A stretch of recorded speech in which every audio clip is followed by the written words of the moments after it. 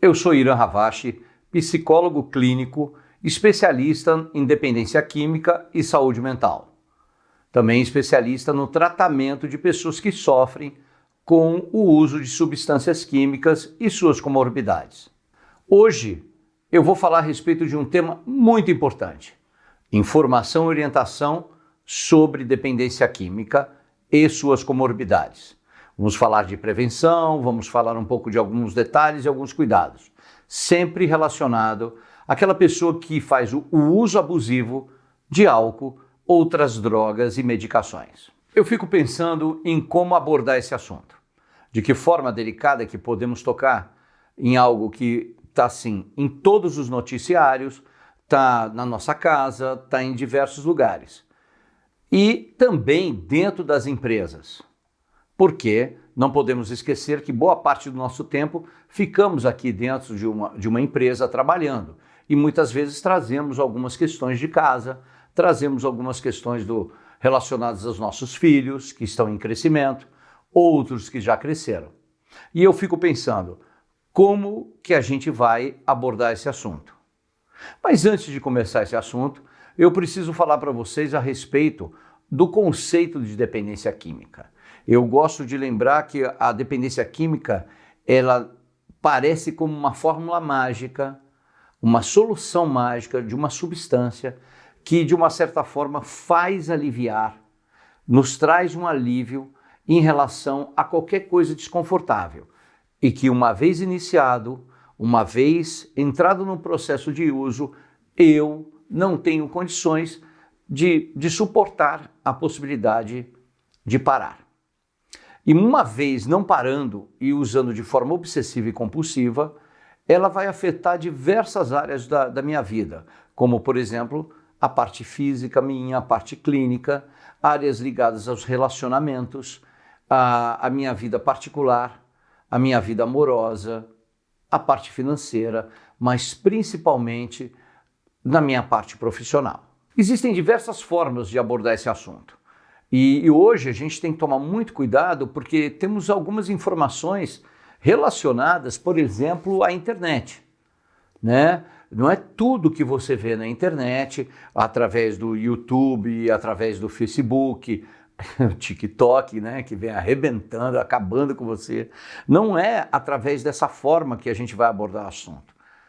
Também não acredito que escutar diversas mentorias, cursos no YouTube, fazer palestras, agora vamos escutar o que o Irã está falando, agora vamos naquela organização. Não sei se desta forma realmente vai ser a melhor opção de você poder abordar esse assunto. Eu fico me perguntando, será que vamos abordar o assunto de forma policialesca, né? Então a gente vai resolver a questão das drogas, o uso abusivo de drogas. Por exemplo, lá na Cracolândia, em São Paulo, no centro de São Paulo. O que a gente vai fazer? A gente vai cercar, vai colocar todo mundo como se fosse o gueto de Varsóvia, vamos colocar todo mundo em xeque. E para onde você foi, para onde você vem, quantas gramas você está usando, vamos dar hotel para eles ficarem, vamos fazer um programa de exclusão. Ou a gente vai fazer sempre uma linha de autoajuda? Não, eles são pessoas... Como assim eles são pessoas? Eles são seres humanos que convivem com a gente. A gente está olhando talvez por esse exemplo da Cracolândia que eu estou falando, mas às vezes a gente tem a situação dentro de casa, dentro do nosso convívio familiar. Então é muito fácil quando a gente aborda o problema com o outro. Mas ainda não está muito claro para mim qual será a melhor forma de abordar a respeito desse assunto. Será que na empresa a gente vai fazer, por exemplo, um teste de álcool e drogas o tempo todo para, olha, você usou maconha, então você não está apto a trabalhar na empresa. Olha, você bebeu agora recentemente, você vai receber uma punição, um ponto positivo, um ponto negativo, como se usar substâncias realmente fosse substâncias essas lícitas, como álcool, cigarro e algumas medicações, e outras ilícitas, né? Como a maconha, a cocaína e algumas outras devastadoras, né? Então fica muito delicado em saber como que a gente vai lidar com isso. Eu fico me perguntando também se nós vamos a tocar nesse tema de forma segregatória, né? Então, aqueles que são a favor do uso, por exemplo, na questão da cannabis. Aqueles que são a favor do uso da cannabis, aqueles que são contra a legalização, vamos legalizar, diga não às drogas. É uma questão de separação de pessoas, realmente como a gente vai abordar isso, ou se a gente vai ser um pouquinho mais permissivo e facilitador, como se fosse uma questão, por exemplo, relacionada a um viver de boa, a um viver tranquilo, a um viver assim como se não se preocupasse muito. Não, é só uma maconha, a gente só estava viajando.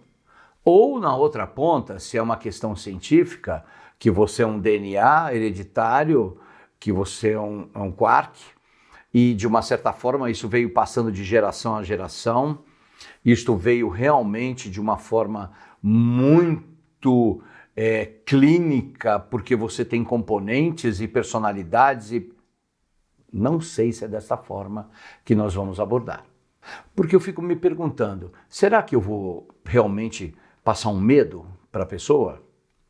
Será que eu vou... Olha, se você usar maconha, se você cheirar muito pó, é capaz de você ter uma depressão, é capaz de você ficar psicótico. É desta forma que eu vou colocar? Ou, por exemplo, excluir. Você vai para uma rave, vai escutar música eletrônica, você vai ficar louca, minha filha, você vai ficar bem perturbada e você vai usar droga e vão usar o seu corpo e... É desta forma que a gente vai assustar? Eu vou abordar esse assunto como se você fosse uma pessoa incapaz de lidar com isso? Tem outros pontos que nós podemos abordar.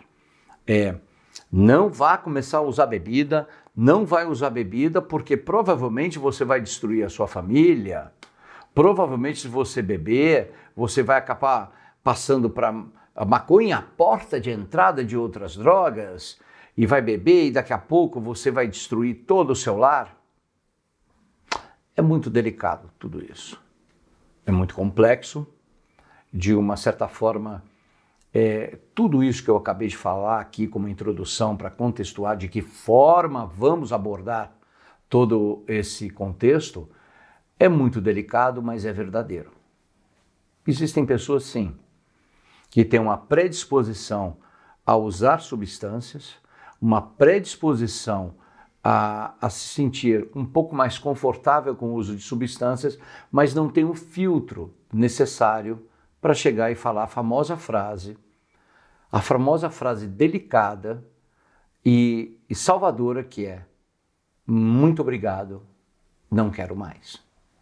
Eu estou com 57 anos, sou natural do Rio de Janeiro e em 1985, 84, depois de fazer muito esporte no Rio, eu vim morar em São Paulo e eu fui fazer uma faculdade no Mackenzie ali. Não sei se você conhece o Mackenzie, tem um cemitério do lado, que é o cemitério da Consolação. E lá tinha Geórgia.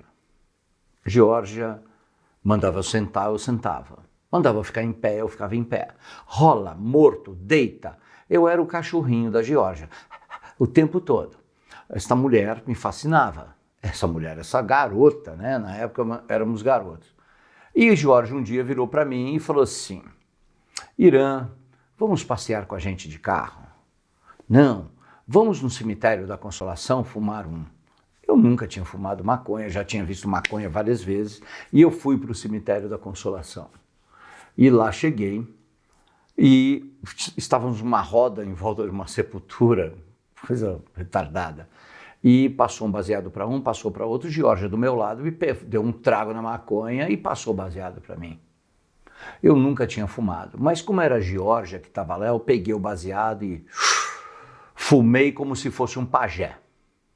Parecia o verdadeiro rei da oca na pagelança e não engasguei, fui bonito. Porque estava a Geórgia do meu lado. Eu tinha 17 anos.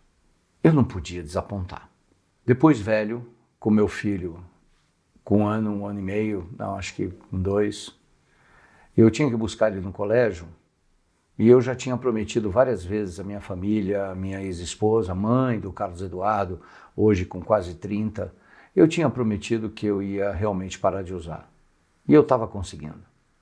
Em um belo momento, o Carlos Eduardo estava no colégio, eu tinha que pegar o carro e buscá-lo. E eu não fui. Eu fui parar no morro, na comunidade, convivi lá, eu ia pegar só um papel e de cocaína para cheirar e depois buscar meu filho. E eu não fui buscar meu filho. Meu filho quase dormiu no colégio. A faxineira e o vigia levaram ele para casa. Eu acabei ficando dentro do morro. A coisa que eu mais amo no mundo, o ser humano mais importante da minha vida.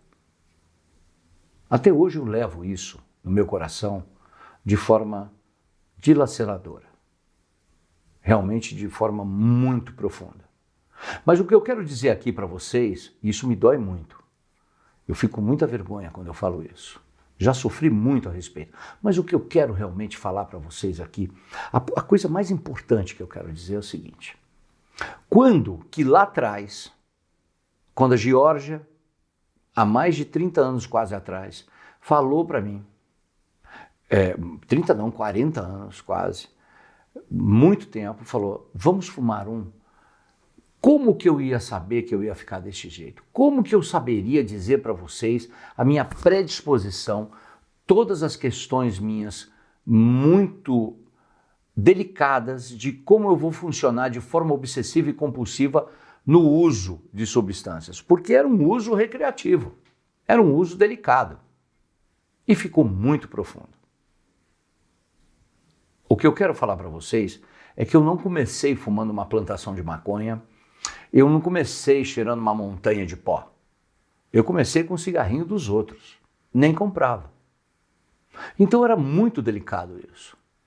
Eu não sabia que eu tinha uma predisposição. Este é o X da questão.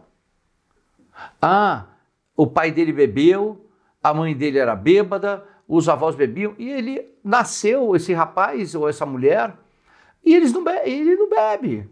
Essa moça não bebe. Mas eu não sei. Eu não saberia dizer para vocês quando que eu descobri que eu sou um portador de uma doença progressiva, incurável, de terminação fatal. Eu sou o que é reconhecido pela Organização Mundial de Saúde desde 1962, eu sou um adicto. Eu sou um cara que quando começo a usar, eu tenho um fator X dentro de mim, não tem cura, não tem remédio, que eu, uma vez iniciado, não consigo parar. Eu descobri isso usando. Hoje nós temos várias medições de sintomas, nós temos várias questões delicadas que a gente pode medir alguns sintomas, algumas predisposições e falar assim, tome cuidado.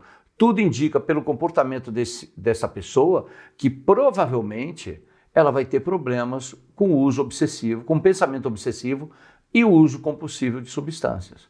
Vai ser prejudicial de alguma forma na vida dele. Hoje nós temos diversas opções no cardápio.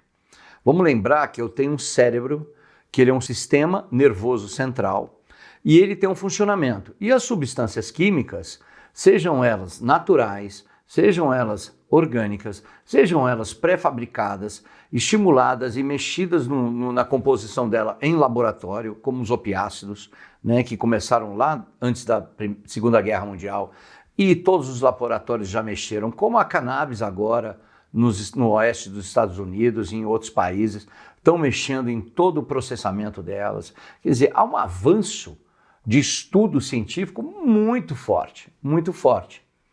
E eu tenho um cardápio que não foge à regra. Pode ter o avanço que for, mas eu tenho um grupo de substâncias que são depressores do sistema nervoso central. Eu tenho um grupo de substâncias que são aceleradores do seu funcionamento do sistema nervoso central e eu tenho outras que distorcem o funcionamento dos neurônios, das sinapses, das mensagens. Então, por exemplo, vou dar um exemplo muito simples. A cafeína. ela acelera o seu funcionamento. A cocaína aspirada, ela acelera o seu funcionamento. O THC, num primeiro momento, ele traz um conforto, um desconforto alucinógeno e depois ele deprime as funções e as ações de reações e de entendimento do teu cérebro. Então, vamos cair a ficha, gente. Já está difícil eu conviver com o mundo com aquilo que eu acordo e vejo. E aí eu vou usar uma substância, eu saquei isso depois, tá? Não foi agora, tá? Foi bem depois. Aí eu vou usar uma substância que ou acelera, ou diminui, ou distorce. Por exemplo, o meu nível de reação dirigindo um carro, num trânsito, conduzindo com crianças atrás, quando é utilizado e se vê necessário eu ter uma reação rápida, se eu estiver fumando maconha, ou se eu estiver fumando maconha em casa e vou pegar o carro, obviamente eu vou ficar um pouco mais lerdo. Não é uma questão, ele está falando da maconha, ele está falando dos maconheiros. Não, eu estou falando da ação da substância no cérebro. Pode inventar o que for, pode liberar a droga que for, pode ter uma convivência um pouco mais pacífica, a substância não vai mudar na ação com o cerebral. Tudo bem? E hoje em dia nós temos aí uma linha de pensamento governamental muito delicada. Se você entrar em todas as legislações e constituições e constituição de todos os governos do planeta Terra, nenhuma constituição permite o uso de substâncias psicoativas. Por quê? Porque você, para permitir o uso de substância psicoativa, ela tem que ser controlada. Você comercializar não quer dizer que você controla. Haja vista o inúmero índices de bêbados e bêbadas dirigindo e que provocam morte e acidente. Porque você vende de forma lícita a bebida e ela não é controlada. Você em casa, você pode comprar um barril de chopp, beber, entrar no carro, ligar o carro e sair que ninguém vai falar nada. Algumas outras substâncias são prescritas, são de tarja preta. Tende-se que ela vai ser controlada. Outras não. Então é muito delicado todo esse funcionamento, toda essa legalização, porque uma coisa é você legalizar, outra coisa é você permitir. E o que nós temos no mundo é uma permissão de uso. É muito delicado, porque hoje nós temos uma legislação que permite o uso de substâncias psicoativas que alteram o sistema nervoso central. Ora em grupos, em lugares, para comercializar. É diferente de você ter na Constituição uma uma legalização, que vai legislar e falar assim, eu quero saber qual é o governo que vai virar e vai falar assim, agora vocês podem usar, agora vocês podem se entorpecer à vontade. Por quê? Porque nós temos aí a suposta permissão de uso, mas nós não temos como realmente aplacar o tratamento, ofertar um leito para se tratar. Não temos nada disso. Para vocês terem uma ideia, a gente tem um leito psiquiátrico e nos melhores e principais hospitais de algumas capitais, vou repetir, algumas capitais desse país e 4, 5 cidades. O resto não. É leito para cardiologia, é leito para oncologia, para questões gástricas, para traumas. Mas se você for hoje no Souza Aguiar, por exemplo, em outros hospitais, é feito um leito, mas é um. E hoje temos um último estudo que é feito pela Unifesp, encontramos de 12 a 13% da população usuária de forma dependente do álcool, por exemplo. Então, eu fico um pouco, posso dizer, chateado, decepcionado com muita demagogia que acontece. Por exemplo, no Uruguai sabe-se que pode fumar maconha. A pessoa pode fumar maconha na rua, ela pode trabalhar e fumar maconha. E aí eu pergunto para você, eu conversei isso com uma pessoa que era a favor da legalização da maconha e eu perguntei, poxa, ok, então você vai morar no Uruguai e lá é permitido fumar maconha, não há uma discriminação, a discriminação já não acontece lá, separou bem o traficante do usuário e você tem uma entrevista para fazer com um motorista da sua família. E no meio da entrevista você pergunta: você fuma ou não marihuana? Cannabis. E o motorista fala: fumo. A pergunta que eu fiz para a pessoa foi: então você vai contratar ela para levar o teu filho para o colégio e buscar? Foi um silêncio sepulcral. Então tem muita desinformação, tem muita desorientação, tem muita demagogia a respeito do uso de substâncias. Eu posso falar para vocês que o tema como abordar, informação e orientação sobre dependência química, nada mais é do que a gente levar um pouco de entendimento, de informação para as pessoas que, de repente, estão com uma situação em casa. Então, para você que está me escutando numa empresa, que participa das questões da empresa, que trabalha, que acorda cedo, muitas vezes você não tem problemas de drogas, de uso de medicamentos, nem com você, com a sua esposa. Então, você, homem, trabalhando na empresa, você, mulher, trabalhando na empresa, e você tem uma relação familiar estável. Seus filhos estão estudando, ou seu filho ou sua filha estão estudando, e está tudo organizado, está trabalhando, e aí, de repente, vem morar o cunhado com você. E nessa história dele morar, vocês estão assim altruístas, não, você está reformulando a sua vida, vem morar aqui, e eu tenho aquele funcionário que não dorme mais, porque o cunhado ou a cunhada, ou o parente do outro cônjuge, está simplesmente chegando a 1h da manhã em casa. E aí a parceira ou o parceiro está preocupado com a saúde desse familiar. Ninguém dorme mais. E aí a produção deste profissional contratado da empresa chega cansado, chega com sono, chega irritado. E muitas vezes não é ele, nem a esposa, nem o marido, nem os filhos, não é ninguém da família deles. É um parente que está ajudando. E isso traz um rendimento abaixo daquele que ele podia. Estou dando um exemplo bem simples, poderia dar inúmeros outros exemplos, né? A vergonha é um causador do não pedido de ajuda dentro de uma empresa. Por que eu vou chegar no RH? Por que eu vou chegar dentro do departamento médico falando assim, olha, o problema está que chega no fim de semana, eu não bebo a semana toda, mas quando chega no fim de semana, eu faço um churrasco e acabo com a família. Bebo sem parar. Chuto o cachorro, chuto a bebida, ainda chamo meu filho de maconheiro e acabo com o churrasco na linguiça, no início do churrasco.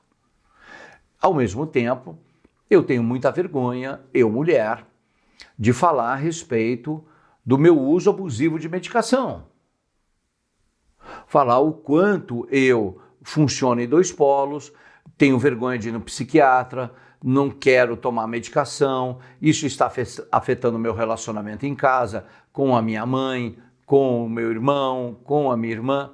É muito delicado. Saúde mental é um assunto que chegou para estacionar na vida da gente.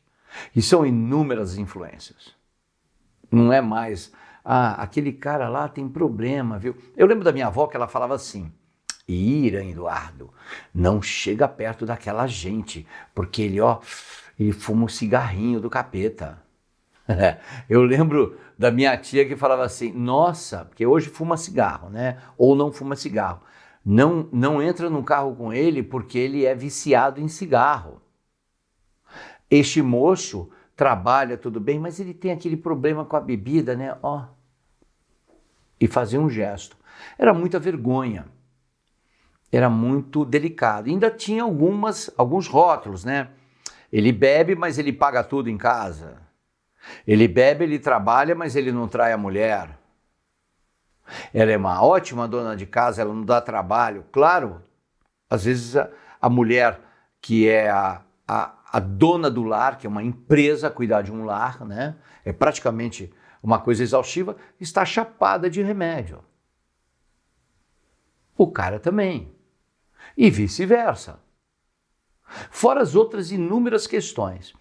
Então, uma empresa coerente, um profissional coerente do século XXI, precisa cuidar, não é só da sobrancelha para baixo, não é só dos cabelos, entendeu? Precisa cuidar de todas as terminações nervosas do cérebro, precisa cuidar do espírito, precisa cuidar de valores, precisa saber realmente a natureza exata do seu ser. Hoje, temos no mercado inúmeras técnicas, métodos, abordagens e fatores para se resolver problemas relacionados ao uso abusivo de álcool, outras drogas e medicações, né? Então, por exemplo, eu vou falar alguns, né? Uma boa política de prevenção dentro da empresa. Isto realmente pode proporcionar uma série de ganhos para todos. Eu não me esqueço de uma história que eu escutei numa empresa, que é assim, eu não vou falar a respeito do que está acontecendo, porque não é um problema meu, isso é uma questão dele. Se eu abordar, colega de trabalho, né? Ou uma colega de trabalho, se eu abordar que eu estou vendo ele tremendo o tempo todo, que eu estou vendo ele sempre com sudorese, que eu estou vendo ele sempre irritado, não vou chegar e perguntar o que está acontecendo. Parece que às vezes o ser humano que está trabalhando com a gente do lado, parece que às vezes a pessoa que está no dia a dia com a gente, na relação, no trabalho, né, comentando a vida, ganhando ganha-pão ali, eu posso falar de qualquer besteira com ele. Aliás, eu posso até às vezes escutar uma série de besteiras, mas falar algo sobre a saúde dele eu não vou falar. Muitas vezes eu vou deixar morrer do meu lado. Muitas vezes eu vou perceber que a pessoa está se enfiando na droga, está chegando chapada, dá para ver até o cheiro exalando, mas eu não vou falar. Tem determinadas coisas que são ditas, que são faladas, que são muito delicadas, mas eu não vou comentar isso. Mesmo. Porque não é problema meu. É problema do outro. Isso é muito sério. Isso é muito delicado. Porque eu gostaria que meus colegas de trabalho, as minhas colegas de trabalho, as pessoas que convivem comigo no dia a dia possam falar para mim: Irã, você se cedeu. Irã, você foi mal educado. Tem certeza que você quer pensar a respeito dessa situação desta forma? Você não está vendo o seu comportamento? Hoje é importante eu me pronunciar. Significa que você que está do meu lado trabalhando, que você está junto comigo, você existe. Você é um ser humano. E eu não vou ficar passivo vendo o meu colega de trabalho, vendo a minha colega de trabalho, quem quer que seja, com a escolha de gênero que for, para viver, para se sentir ser humano, eu não vou abrir a boca e falar quando eu começar a perceber que os sintomas estão evidentes, quando eu começar a perceber que a morte está chegando de alguma forma, lentamente, eu vou estar sempre falando. Eu acredito que de todas as coisas que a gente falou, se vai ser uma coisa de policialesca em cima, de fazer xixi, ver taxa de urina para ver se a pessoa está usando droga ou não, para fazer uma entrevista, uma pesquisa, chamar o Irã para fazer palestra, para conversar e tal. Tudo isso é muito importante, são técnicas e formas de abordagem muito significativas, muito profundas e precisam ser feitas de todas as formas, porque a gente está cuidando da saúde mental de alguém, tá? Eu costumo dizer que tem um exemplo muito claro, né? Ah, mas se a pessoa não quiser parar, não tem como. Se não for por ela, não tem como. Isso é uma grande mentira. Porque se eu estiver atravessando a rua, saindo da fábrica, saindo da empresa, da indústria, do escritório, ou de um colégio, de onde eu estiver trabalhando, e eu presenciar uma pessoa sendo numa colisão com um carro, ela está atravessando a rua, um carro vem e atropela, e ela cai no chão, eu não vou chegar para a pessoa no chão, atropelada, oi, tudo bem? Como você está se sentindo? Você quer ir para o hospital? Não, não vai ser dessa forma. Está visível que está sofrendo. ou que pode ter uma possibilidade de um trauma, alguma coisa, eu vou pegar, fica quieto, eu vou te levar para o hospital. Não, tá tudo bem, eu vou te levar para o hospital para você fazer uma radiografia e pronto. E acabou. Não tem uma pergunta assim, vamos ver como está se sentindo. Quando você tem, por exemplo, uma parada respiratória, você liga rapidinho e resolve. Quando você tem aí vítimas de um assalto, de um trauma, de uma questão muito delicada, ninguém para pensar. Agora, quando é saúde mental, dependência química, drogas, não, vamos ver, né? O camarada chega bêbado todo dia no trabalho, chega bêbado todo dia em casa. Enquanto não quiser, não vai mudar. Não existe isso. Isso é uma falácia, isso é uma mentira. Não a questão de quando não quiser não vai mudar. A questão de que eu, que estou vendo aquilo com outro ser humano, muitas vezes o meu colega de trabalho, ou um parente, ou a pessoa que eu amo, é uma grande mentira eu achar que eu não posso fazer nada. Pelo contrário, pode fazer e muito.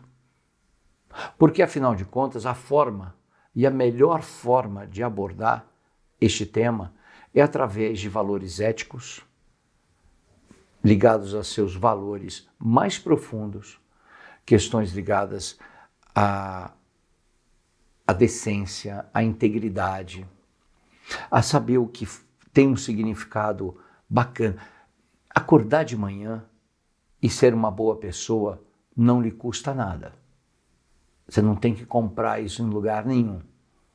E é desta forma que tem que abordar qualquer tipo de sintoma ou de doença obsessiva e progressiva. Quando eu entrei em recuperação, e eu entrei em recuperação no século passado, no ano de 1995, então já estão indo quase 30 anos, eu estava muito cansado, estava muito exausto, eu já tinha prometido várias vezes, inúmeras vezes, parar de usar. O usuário abusivo de álcool, cocaína, maconha, e realmente eu estava perdendo tudo. Em um determinado momento, eu me coloquei voluntário a um tratamento, meio assim, ou você vai, né? Então, essa foi a forma que eu entrei em recuperação. E foi muito delicado, porque quando o ser humano usa de forma muito dilaceradora, muito abusiva substâncias, ele afeta diversas áreas da vida. Então, por exemplo, meu relacionamento familiar foi embora, meu relacionamento interpessoal, meu casamento foi embora, minhas amizades também, perdi muito dinheiro, né? Primeiro eu sustentava a família do traficante do que qualquer outra. Perdi trabalho, as pessoas me contratavam, eu era da área de cinema, teatro e televisão, as pessoas me contratavam, mas já falando, cuidado, hein? Quando você der o vale, ele não vai voltar. E era verdade isso, né? Eu perdi noção de espaço, noção de tempo, muitas coisas. Então, as consequências que eu tive com o meu uso abusivo de álcool e outras drogas, e não cheguei no crack, não me prostituí, não roubei, não matei e não acabei com a minha vida porque eu entrei em recuperação. E eu não consegui entrar em recuperação porque eu já queria parar faz tempo, enquanto não tive o braço estendido da minha família, dando limite e falando, chega, não queremos mais isso, para agora. Né? Então isto foi importante. E o tema desta palestra, dessa conversa que eu estou tendo com vocês é porque se tem alguém na família que está com problema de câncer e a gente quer cuidar de uma doença dessa bem fatal, bem mortal, você vai ler sobre câncer, você vai tirar informações, você vai conversar com médicos, etc. Se tem um problema coronário, você vai resolver tudo. Minha filha quebrou a bacia, vai precisar 6 meses ir de cadeira de roda tomar banho. Você quebra o batente da porta para ela tomar banho, você faz rampa. Ficou paraplégica, você muda a casa toda. Quando é com dependência química, não. Parece que os familiares em volta eles ficam completamente alienados. Isso é prejudicial. Vamos pensar que em 95 eu parei de usar droga e de repente eu comecei a fazer terapia todo dia. Eu era um cara limpo do uso de substâncias que me alteram o humor. Há 27 anos que eu não uso nenhuma substância que me altere o humor, nenhuma bebida, nenhum remédio, que a não ser que seja um médico controlado e me dê, nenhum tipo de outra substância psicoativa, drogas. Então, de repente, eu parei, comecei a fazer terapia, a pessoa vinha conversar, Irã, eu quero falar com você. Eu falei, pois não, vamos conversar. E a pessoa se assustava. Então, todos os meus familiares, todas as pessoas de convivências que eu tinha, elas simplesmente não mudaram. O mundo não mudou. Quem mudou fui eu. Eu parei de me machucar, parei de machucar as pessoas que eu gosto, parei de machucar as coisas, parei de transferir para os outros os meus problemas, parei de transferir coisas, lugares e hábitos e situações como sendo responsáveis das coisas que aconteciam comigo e comecei a cuidar um pouquinho mais de mim. Comecei a ser um pouquinho mais protagonista a respeito de como era a minha vida. E isso afetou de forma muito positiva, num primeiro momento, bem assustadora. Todo mundo falando, nossa, que cara é esse que surgiu? Era um cara que estava aqui dentro, dormindo, né? Completamente assim, adormecido, por conta da manifestação da doença. Quem tomava conta era a doença.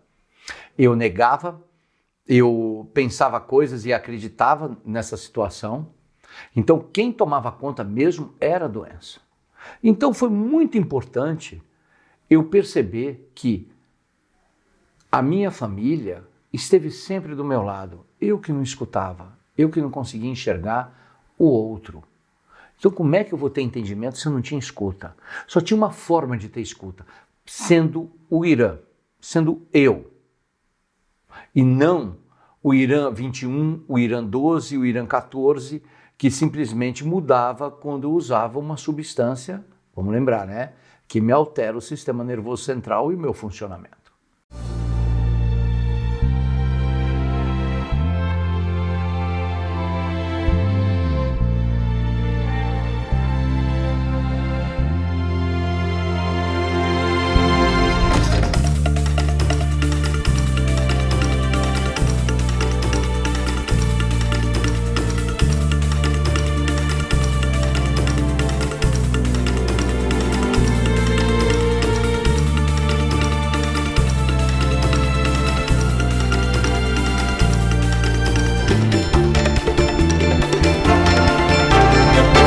Dependência química tem uma questão que está ligada a acreditar.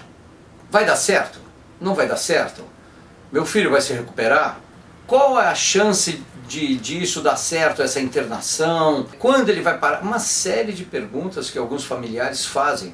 Na minha casa não foi diferente. Minha mãe, eu olhava para ela e eu percebia assim, quando que eu vou ter paz depois do seu tratamento, depois de você ter parado de usar a droga? Parece que ela estava perguntando isso para mim. Quando é que eu vou ter paz e olhar para você e poder falar assim, ufa. No primeiro momento, eu não acreditava muito. Estava se recuperando, não é que eu não acreditasse que ele poderia se recuperar, mas eu achava que podia ter uma recaída. Qualquer coisa que me levasse a lembrar dos tempos que ele estava na ativa, desencadeava algo que não era legal. Não queria estar na pele desses familiares e não tem o que falar.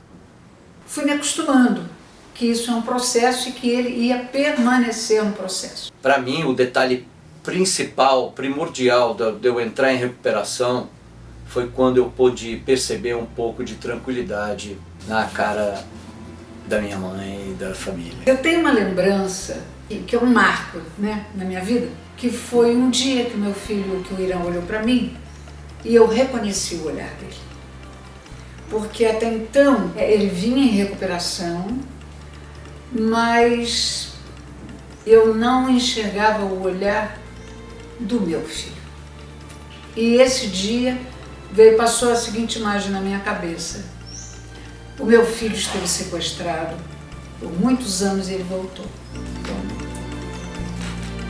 Isso foi muito legal.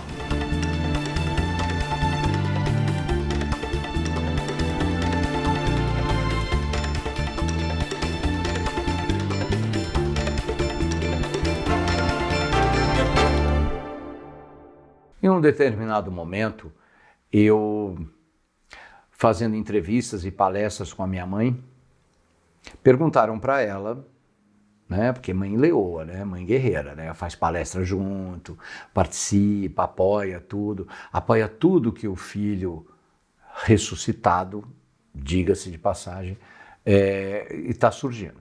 E numa dessas palestras perguntaram para ela assim: Irene, se você pudesse voltar no tempo, o que você mudaria? Ela virou e falou assim: a única coisa que eu gostaria de mudar, na época que o Irã estava no começo do uso, ou até mesmo no fundo do poço, eu não queria que mudasse nenhum fato, eu simplesmente ia pedir para ter mais informação e orientação. Senhoras e senhores, é disso que estamos falando. É a respeito de quanto mais informação, mais poder eu tenho de lidar com todas as situações que estão acontecendo com aquela pessoa que eu tanto amo e que está doente. Informação e orientação trouxe de novo um brilho para a minha convivência, para o meu relacionamento com as pessoas da minha família, com as pessoas da minha casa, com as pessoas com quem eu trabalho. E eu pude, assim, vislumbrar a possibilidade de acordar de manhã e ser uma pessoa boa. Muitas vezes com uma série de defeitos, muitas vezes injusto, mas se eu não acordar de manhã e não puder ser uma pessoa boa com o outro, com a vida, melhor eu nem levantar da cama. Informação e orientação dentro de uma empresa, dentro da tua casa, dentro do colégio, dentro das relações, são importantes para a gente dizer realmente qual é a real. E é isso que eu desejo para vocês. Eu espero que vocês tenham gostado. Por favor, está aqui passando o meu nome, o meu e-mail e o site com que eu trabalho, que é o comondetrata.com.br. Me procurem e a gente pode conversar um pouco mais a respeito de um funcionamento de uma doença muito séria e que afeta muitas pessoas, principalmente pessoas às vezes muito próximas a gente. Pode ser no trabalho, em casa ou até mesmo na convivência da sua rua. Ok? Um abraço, fiquem bem.